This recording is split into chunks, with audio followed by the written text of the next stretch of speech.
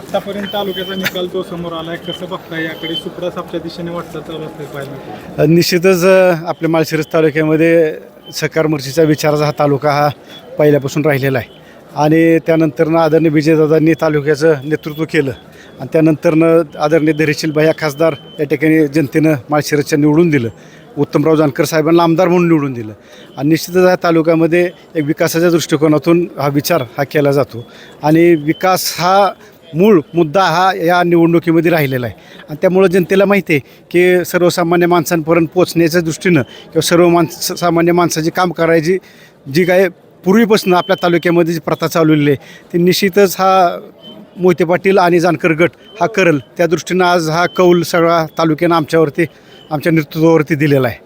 अनेक ठिकाणी अटीतटीच्या निवडणुका पाहायला मिळाल्या.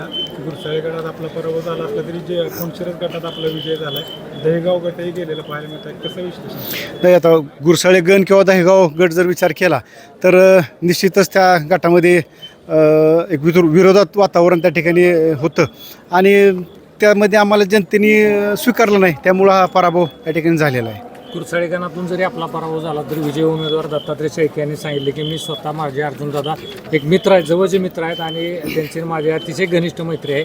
लोकशाहीचा हा निकाल आम्हाला मान्य आहे, परंतु माझ्या आणि दादांचे संबंध खूप चांगले आहेत. या वक्तव्याकडे कसं पाहतात? मी आताच शेळके साहेबांना मला भेटले, त्यांना मी हातात हात देऊन त्यांना पहिलं सगळ्यात आधी शुभेच्छा दिली असतील तर मी दिलेले आहेत आणि त्यांना स्पष्ट सांगितले की तुम्हीच निवडून येणार आहे आणि निवडून आल्यानंतर मैत्रीचं संबंध हे आपण तोडायचं नाहीत, हे जपून ठेवायचं. राजकारण वेगळीकडं आणि मैत्री वेगळीकडं असं त्यांना बोलून आम्ही दोघांनी गळाभेट करून दोघांनी आनंद व्यक्त केला त्यामध्ये. त्यामुळे माझा पराभव जरी झाला असला तरी त्यामध्ये माझा विजयच आहे.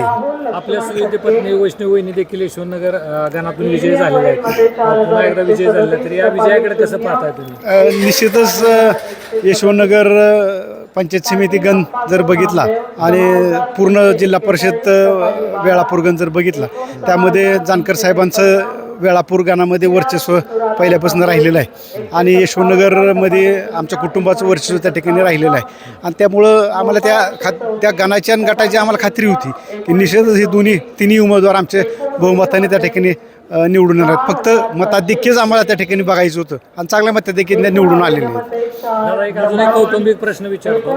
बऱ्याच 12 वर्षानंतर मोहिते पाटील कुटुंब एकत्र आलेलं पाहिलं माळशिरस तालुक्यातील जनतेने. म्हणजे राष्ट्रवादी काँग्रेस अजित पवार पक्षाकडून डॉक्टर धवलसिंह मोहिते पाटील, मोठे दादा, सुरुपा दिदी आदी सगळे एकाच विचारपीठावर आम्हाला पाहायला मिळाले.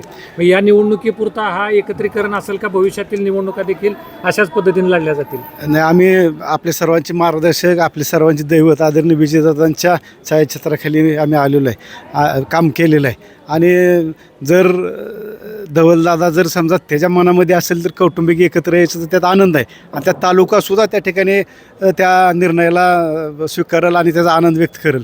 पण माझ्या माहितीप्रमाणे ह्या निवडणुकीपुरतच त्यांनी हा निर्णय घेतलेला असावा असं मला अंदाज आहे. खात्री सांगू शकत नाही पण एक अंदाज आहे. निमगाव आणि पिलीची राहिलेलं आहे, काय वाटतंय, काय निकाल येईल? नाही, सगळ्याचं सर्व दोन्ही जिल्हा परिषदे गटाचे आमचे उमेदवार आणि चारी पंचायत समिती आमच्या त्या ठिकाणी निवडून येणार ह्याची आम्हाला खात्री आहे.